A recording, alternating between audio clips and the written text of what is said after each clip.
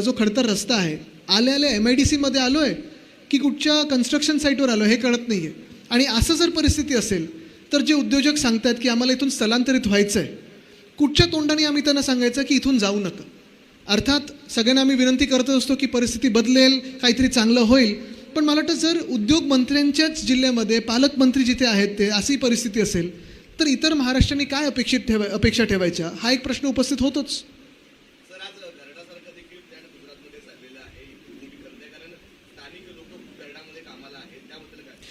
Garda chemicals असेल किंवा इतर आपण पाहिलं असेल, हे सगळे इथे खूप मोठ्या संख्येत लोक इथे रोजगार निर्मिती झालेली आहे. स्थानिक लोकांची असेल किंवा संपूर्ण महाराष्ट्रातून असेल.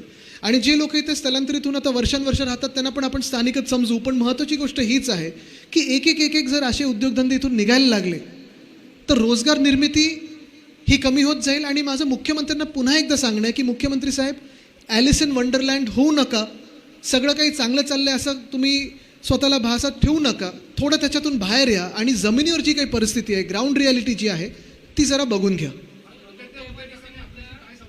काय त्यांच्यासोबत जी चर्चा झाली ती बंद दाराआड होती. त्यांना त्रास नको म्हणून आम्ही सगळे पुढे आलेलो आहोत. आम्ही आमच्या अंगावर घेऊ, त्यांना जरा आपण बाजूला ठेवूया त्याच्यातून. बघा, मुख्य गोष्ट हीच आहे की ज्या MIDCमध्ये मी गेलेलो आहे, काही MIDCतले लोक मला समोरून बोलतात, काही लोक बंदारात बोलतात. पण जर अशी परिस्थिती राहिली, ह्या रस्त्यांची राहिली, मुळात ज्या MIDCमध्ये आपण जागतिक स्तरावर जे आपले MOUs करतो आणि इथे आपण बोलवतो का, तर आपल्याला वाटतं ही 5 स्टार MIDC आहे, इथे सगळं काही चांगलं आहे, वीज पाणी वगैरे सगळं चांगलं असेल. ईज ऑफ डुईंग बिझनेसच्या नावाखाली आपण त्यांना सवलती देतो, परवाने आपण कमी करून देतो. पण आल्यानंतर एक तर कंप्लायन्समध्ये अडकतात किंवा इन्फ्रास्ट्रक्चरमध्ये अडकतात. बरं, ट्रॅफिक जर रस्ते खराब असतील तर तुमचं गुड्सचं तर येणं जाणं ते कठीण होतंच, टेम्पो ट्रक तर अडकतातच. दुसरं म्हणजे तुमची लेबरची शिफ्ट जर लेट आली, उशिरा आली तर एफिशियन्सी जाते आणि तुमची लेबरची एफिशियन्सी कमी होते. तर ह्या 2 गोष्टींवर तुमचं प्रोडक्शन हिट होतंच ना, अफेक्ट होतंच. तर ह्या काही गोष्टी ज्या बारकाव्याने ह्या कंपन्या बघतात. आणि आता AIच्या जमान्यामध्ये तर ह्या काही गोष्टी सुटतच नाहीत. एफिशियन्सी वाढवायची कशी, तर एफिशियन्सी तुमची लेबरची, मशीनची, विजेची हे सगळं वाढूनच तुम्ही बचत पण करू शकता आणि प्रॉफिट पण वाढू शकता. जर तुम्हाला हे फायदे झाले नाहीत ज्या राज्यामध्ये तर तुम्ही निघून जाल.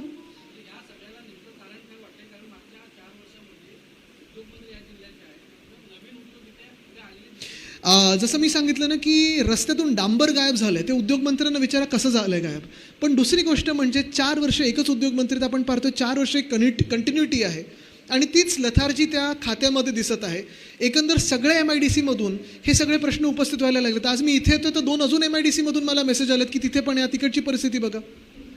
आणि अशी जर परिस्थिती असेल आणि असं जर तुम्ही त्यांच्या मागे लागाल तर भयानक परिस्थिती. बरं, अजून एक मला जे चाकणमध्ये कळलं की MIDCमध्ये जर प्लॉट मिळवायचा असेल तर एक टॅक्स आहे. जसं रुमाली रोटी असतं तसं एक रुमाली टॅक्स आहे. आणि तो टॅक्स 1500 रुपये पर स्क्वेअर मीटर असा तो टॅक्स लागलेला आहे. तो काय टॅक्स आहे मला माहीत नाही, तुम्ही विचारा जरा. पण एक्सप्रेस टॉवरमध्ये तो लागतो असं मी ऐकलं. त्या बिल्डिंगेत कुठेतरी जायला लागतं.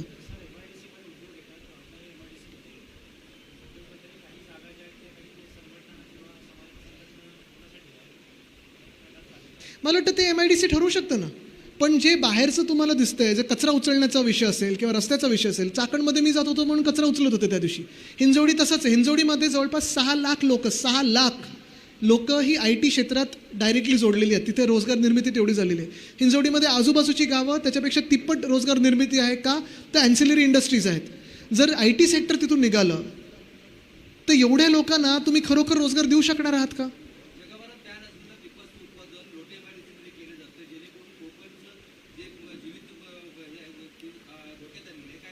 मला वाटतं ह्याच्यावर आम्ही सगळ्यांनी हा विषय उचलून धरलेला आहे. पण परत एकदा विचारतो मी, जर ज्या उद्योगमंत्र्यांना किंवा ज्या पालकमंत्र्याला स्वतःच्या जिल्ह्यातल्या MIDCबद्दल, बेसिक रस्त्याबद्दलचं चिंतन असेल तर तुमच्या आणि आमच्या जीवाबद्दल काय चिंता असेल? सर्वात महत्त्वाचा प्रश्न असा आहे की कोकणामध्ये यावेळेला पाऊस थोडा उशिरा आला. याच्या अगोदरच लोट्या MIDCच्या कंपन्या बंद पडण्याच्या मार्गावरती होता. MIDCकडे कोणताही प्लॅन B नाही आहे, त्यावरती काय प्लॅन A तरी आहे का? आणि तुम्हाला सांगतो, हे मुंबईत पण आम्ही सगळीकडे पाहायला लागलेलं. मी मुंबईचं उदाहरण का देतो की आम्ही डिसॅलिनेशनचा प्लॅन जो सुरू करत होतो 21 साली आम्ही सुरू केला होता. 25 सालापर्यंत पूर्ण झाला पाहिजे होता. आत्ताचा दुष्काळ किंवा ह्याच्यानंतर पाऊस जर आत्ता कमी झाला तर जो दुष्काळ समोर येणार आहे तो आपल्याला आला नसता. आणि खरं तर महाराष्ट्रामध्ये जी आपली किनारपट्टी आहे तिथे ठिकठिकाणी आपण डिसॅलिनेशनचे प्लांट वेगळ्या वेगळ्या क्षमतेत आपण निर्माण करू शकायला पाहिजे होतो आत्तापर्यंत. पण मुंबईचाच यांनी अडवून ठेवला, महाराष्ट्राच्या राजधानीचा यांनी अडवून ठेवला, इतर पट्ट्याचा काय? आणि जिथे तुम्हाला समुद्र बाजूला आहे तिथे असे आपल्याला वेगळ्या वेगळ्या उपाययोजना करायला लागतील. कारण पावसावर अवलंबून किती वर्ष तुम्ही राहणार? आत्ता पर्यावरण बदल जेव्हा होतं आहे, वातावरणीय बदल होतं आहे, तेव्हा ह्या परिस्थितीमध्ये तुम्ही एका कुठच्याही एलिमेंटवर अवलंबून राहू शकत नाही. पाऊस फायनान्स मिनिस्टर होता, मॉन्सून फायनान्स मिनिस्टर होता असं आधी म्हण होती, पण आता किती वर्ष त्याच्यावर अवलंबून राहायचं? किती वर्ष धरणं बांधायची आणि बंधारे बांधायचे?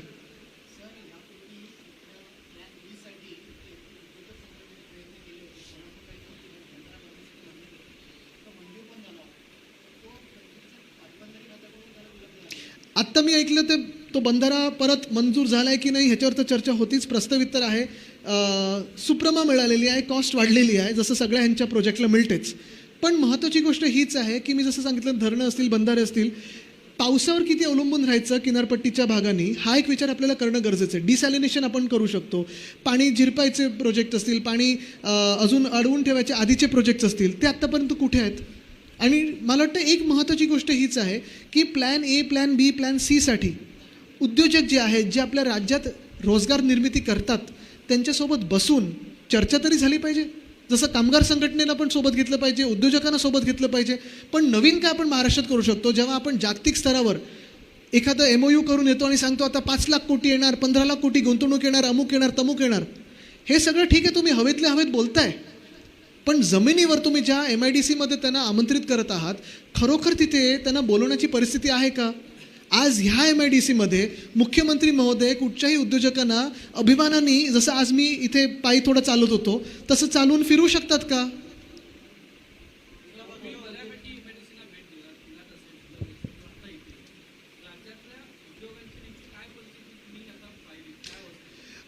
उद्योग बिचारे चालवायचेच म्हणून आता चालतात, कारण काही काही ठिकाणी गुंतवणूक मोठी झालेली आहे. तरी देखील एक महत्त्वाचं आहे, अजूनही महाराष्ट्रावर जो विश्वास आहे उद्योजकांचा तो कायम राहिलेला आहे.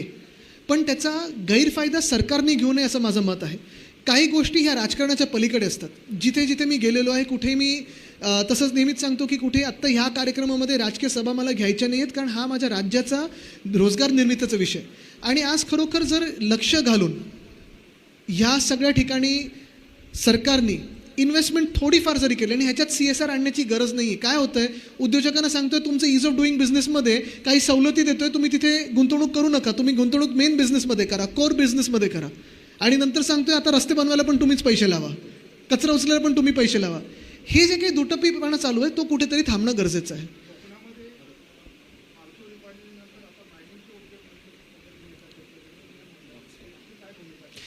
आमची भूमिका आधीपासून स्पष्ट होती की या पूर्ण पट्ट्यामध्ये आम्ही तर इको सेन्सिटिव्ह एरियामध्ये, तुम्हाला माहिती आहे काही काही ठिकाणी असं असतं की गैरसमज निर्माण केले जातात की इको सेन्सिटिव्ह एरिया म्हणजे तुम्ही स्वतःचं घर नाही बांधू शकत, रस्ता नाही होऊ शकत.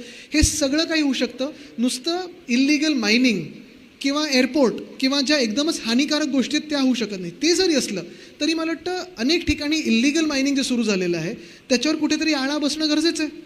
आणि जे काही आम्ही पाहतोय तर एवढे वर्ष पाहतोय, लढा सतत कोकणी माणूस हाच देतो आहे की राख रांगोळी जे आपण पाहतो, राख कोकणात आणि रांगोळी गुजरातमध्ये, चांगले प्रोजेक्ट सगळे तिथे आणि राखेचे प्रोजेक्ट इथे, हे कुठेतरी थांबणं गरजेचं आहे. रोजगार निर्मितीसाठी इथे पर्यावरणप्रेमी काही चांगले हे येऊ शकतात, उपाय येऊ शकतात, पर्यटनासाठी काही चांगले येऊ शकतात. इथे जे MIDC आहेत ते MIDC जपून ठेवणं देखील, राखून ठेवणं, ह्याच्यासाठी काहीतरी तुम्ही करू शकता.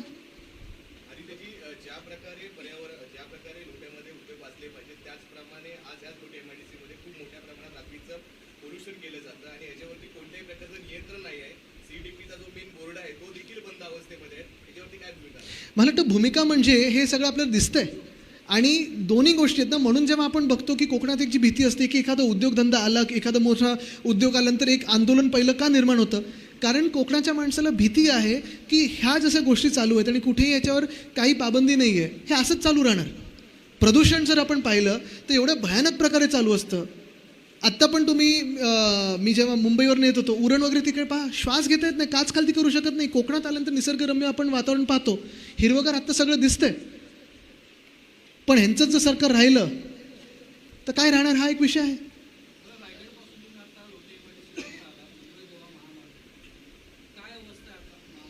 महामार्गाची सोड, आमच्या पाठीची अवस्था विचारा, कमरेची अवस्था, पाठीची अवस्था. कारण अनेक ठिकाणी म्हणजे आता हे किती मी 10 वर्ष 12 वर्ष तर ऐकतोय की मुंबई गोवा महामार्ग आता होणार. प्रत्येक वर्षी आम्ही ऐकतो की गणपतीसाठी सुखकर रस्ता होणार. आत्ता पण माणगाव बायपास आम्ही पाहिला, त्याच्या पुढे आणि मागे काही गावं आजूबाजूला त्यांनी मला निवेदनं दिली आहेत की त्यांनी त्यावेळीपासून 10 वर्ष निवेदनं देत आहेत की आमच्या गावासाठी स्लिप लेन करा, अंडरपास करा. ते काही झालं नाही. एक अंडरपास आम्ही बघितला, पाणी भरलं होतं, गुडघ्यापर्यंत पाणी होतं, मासे होते त्याच्यात, आणि लोक वापरतात बिचारी, लहान मुलं शाळेला जायला तो रस्ता वापरतात. म्हणजे किती वर्ष तुम्ही एका रस्त्याला एक्सप्लॉईट करत राहणार, किती वर्ष तुम्ही एकाच रस्त्यावर कितीतरी कॉन्ट्रॅक्टर वापरणार आणि पैसे काढणार आणि टोल लावणार. हा एक विषय आहेच. आणि किती आंदोलन ह्याच्यावर होणार. म्हणजे मी मगाशी जे बोललो ना की दुबईच्या राजाने एकदा हे बघावं आणि ठरवावं की ते मंत्री महोदय त्यांना तिथे पाहिजेत की इथे पाहिजेत.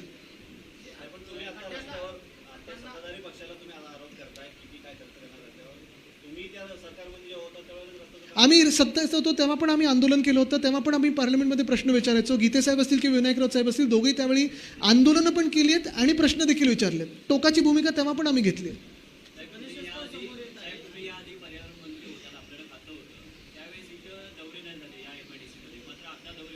कारण आत्ता गरज आत्ता अशी लागलेली आहे की आत्ता इथून उद्योगधंदे निघायच्या वाटेवर आहेत.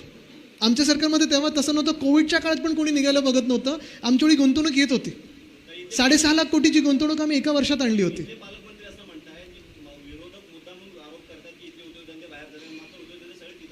चांगलं आहे, आनंदाची गोष्ट आहे. आणि जर खरोखर असं असेल तर चांगली गोष्ट आहे. पण एकदा परत मी सांगतो, ॲलिस इन वंडरलँड होणं बंद करा आणि रस्त्यावर उतरून पहा. आणि कुठच्या उद्योगधंद्यांबद्दल ते विचारतात, बोलतात ते जरा विचारा त्यांना. कदाचित त्यांच्या मनात थोडे वेगळे असतात. एक मिनटं, सॉरी.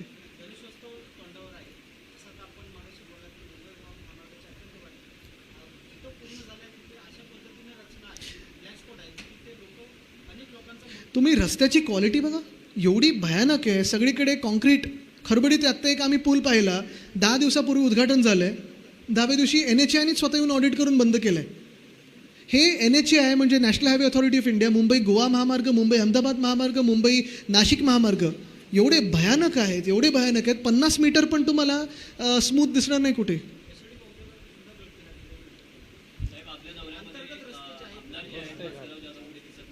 अरे मग हे आहेत ना. आणि त्यांनी मला परवा फोन करून सांगितलं की ते नाशिकला.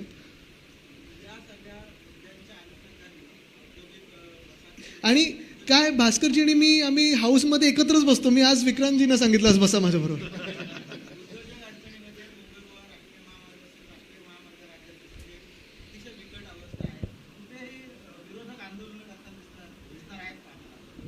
आम्ही सत्ताधारी नाही होतो, आम्ही विरोधकच आहोत. पण परत एकदा मी तुम्हाला सांगतो, उठसूट राजकीय विषय करण्यापेक्षा आणि उगाच आंदोलन करण्यापेक्षा पहिलं म्हणजे तुमच्या माध्यमातून, मीडियाच्या माध्यमातून आम्ही त्यांना जाग येते का पाहतोय. आंदोलनं आधी पण झाली आहेत, नंतर पण करू. पण आत्ता पहिली गोष्ट हीच आहे की एक्सपोज करून तुमचं काम नेमकं काय आहे हे दाखवा. आज आम्ही जर आंदोलन केलं, चक्काजाम जर केलं इथे आणि परत उद्योगधंदे बंद पडले, एक दिवस यांचं नुकसान झालं, तर परत हे जातीलच ना. आम्ही हे ना इथे ठेवायचं कसं ह्याच्यासाठी आलेलो आहोत. मागून कोणाला काही प्रश्न? सॉरी, हे ना एक मग तुमच्याकडे येतो. सॉरी, मला वाटतं एकच पहिली आत्ताची जी दिसते आपल्याला ती सुधारणं गरजेचं आहे पहिलं, मग पुढचं विचारू. एक मगासपासून ते प्रयत्न करतात. एक मिनटं.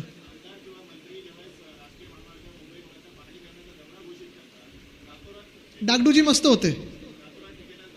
हो,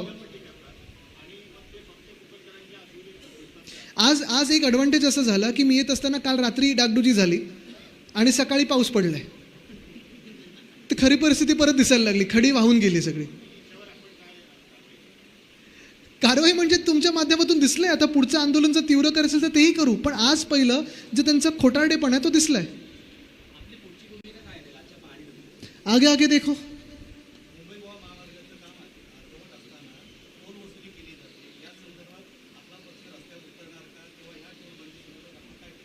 आम्ही आंदोलन तर केलेलं आहे, विरोध करत आहोत. आता उतरायचं असेल तर आम्ही सगळे उतरूच. पण हे एका बाजूला चाललेलं आहे, दुसऱ्या बाजूला इथेनॉलचा पण प्रश्न आहे. तो पण घेतलेला आहे. काय झालं आहे की एकंदर आत्ता आपण पाहतोय की देश आत्ता सगळीकडे आपण पाहतोय एक वेगळी जागरूकता आलेली आहे आणि लोक देखील स्वतःहून पुढे येत आहेत. आणि मी हेच सांगतोय की हे सगळं आता आपण सगळ्यांनी देशवासी म्हणून, भारतीय म्हणून सगळ्यांनी उतरलं पाहिजे आणि सरकारला जाब विचारणं गरजेचं आहे, नाहीतर पूर्ण हे शांत करून टाकतील. मला वाटतं सरकारला अल्टिमेटम हा आता देशाने दिलेला आहे, पण मुख्य गोष्ट हीच आहे की अल्टिमेटम देण्यापेक्षा किंवा कुठेही काही बोलण्यापेक्षा पहिली गोष्ट म्हणजे ही परिस्थिती सरकारला दाखवलेली आहे. कारण मुख्यमंत्र्यांना वाटते की सगळं काही चांगलं आहे.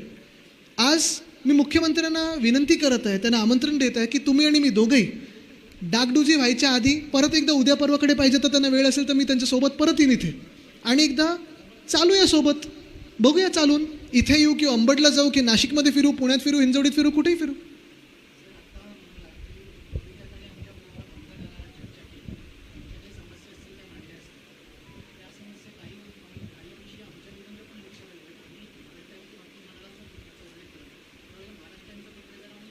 तुम्ही स्वतः पण असेल, बरोबर.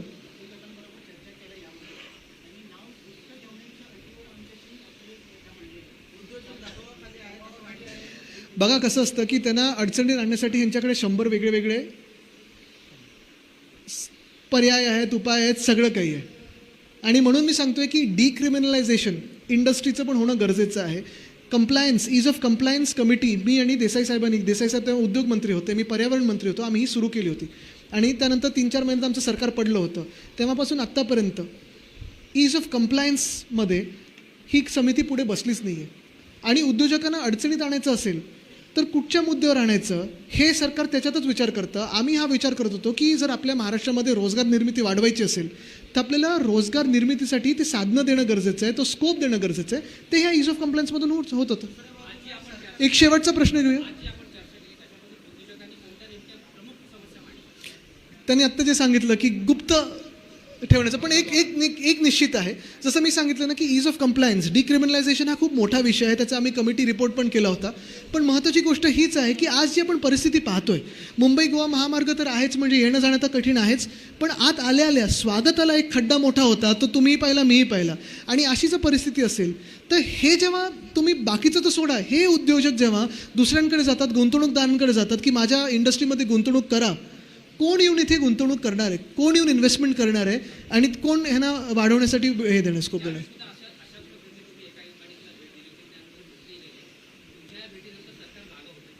मी चाकणला गेलो, त्याच्यानंतर उद्योग मंत्र्या जाऊन 5-6 तास बसायला लागलं, DCMनं पळायला लागलं, तिथे थोडी हलचल सुरू झालेली आहे. हिंजवडीमध्ये आम्ही 6 तारखेला तिकडच्या स्थानिक लोकांनी मोर्चा पकडलेला आहे आणि इथे देखील माझी हीच अपेक्षा आहे की इकडच्या स्थानिक जनतेने आणि इथे जे कामगार आहेत, तिकडचे जे उद्योजक आहेत, त्यांनी देखील पुढे येऊन असंच एक जाग ह्या सरकारला आणावी आणि मी त्यांच्यासोबत राहीन. मी तेव्हाही सांगितलं तर मी सगळीकडे सांगतोय, मी कोणाचं नेतृत्व करायला फिरत नाही आहे, जनतेसोबत खंबीरपणे उभं राहायला फिरतोय आणि जनतेला त्रास नाही होणार ह्याच्यासाठी आम्ही फिरतोय.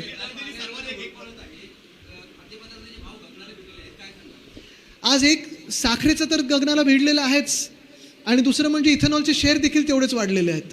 त्याचा ताळमेळ काय लागतोय हे आपण बघावं.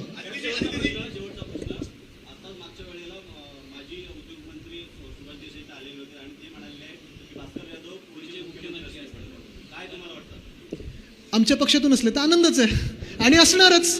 पण ऐका, मुख्य गोष्ट हीच आहे, देसाई साहेब आणि भास्करजी यांचं जुनी मैत्री आहे आणि आत्ता पण आम्ही पाहतो भास्कर जाधवजी खूप मोठ्या एका वेगळ्या ह्यांनी लढत असतात.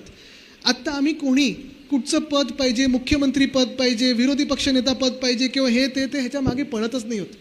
आमचा जो सगळा आटापिटा चालला आहे, आमचा जो सगळी लढाई चाललेली आहे, तो महाराष्ट्राच्या जनतेला न्याय मिळवण्यासाठी चाललेला आहे. जिथे जिथे अन्याय होतो तिथे जाऊन आम्ही धावत पळत जातो आणि त्याच्यावर लढत असतो. आत्ता पण तुम्ही पाहिलं असेल, जेव्हा हाऊसमध्ये पण भास्करजी आणि मी आम्ही दोघंच दिसत असतो, आम्ही लढत असताना ते उठले की मी उठलो की ते उठतात, मग आमच्या मागचे सगळे 18-20 लोक उठतात, काँग्रेस NCP सोबत येतं. आम्ही कशासाठी लढतोय? आणि बाकीची पदं सोडा, भास्करजींना विरोधी पक्ष नेता पद द्यायला हे सरकार घाबरतं. आम्ही त्यांना चॅलेंज दिलं, त्यांना एक दिवसासाठी तरी बनवून दाखवा. तर मुख्य गोष्ट हीच आहे की आत्ता आम्ही सगळे महाराष्ट्रासाठी लढत आहोत, कुठच्याही स्वार्थातून लढत नाही आहे आणि आम्ही पदासाठी नाही तर महाराष्ट्राला अपमानास्पद जी वागणूक या दिल्ली दरबारी भाजपच्या शासनात मिळत आहे त्याच्या विरोधात लढत आहोत. धन्यवाद.